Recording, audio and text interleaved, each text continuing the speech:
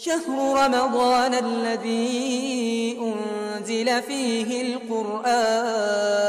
الله رو حمد و ثنا میگوییم و بر پیامبرش درود و رحمت میفرستیم. برادران و خواهران عزیز، ما بر آن عادت کرده ایم که همیشه به دیگران نظر کرده فکر خود را عاید راهی که آنها دارند بیان میکنیم.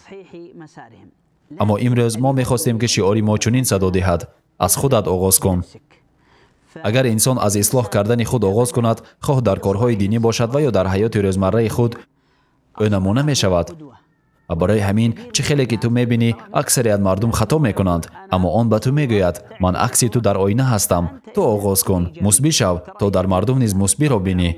بر الله تکیه کن تا مردم نیز به او تکیه کنند. خواندن قرآن را آغاز کن و تو میبینی که چطور اطرافیانت قرآن را دوست میدارند. شاید آنها به تو نظر کنند. کلید نیکی ها و قلف بدی ها باش. اگر که هر یکی ما از خودش آغاز میکرد، پس او بهتر میشد و سبب بهتر شدن دیگران نیز میشد و خود را مشغول کمبودی های مردم نمیکرد. و رحم کند الله کسی را که کمبودی های خودش او را مشغول کرد از کمبودی های مردم. بگذار الله ما را از جمله روزه‌داران و به نماز ایستادگان کند و ما را از عذاب آتش نجات دهد.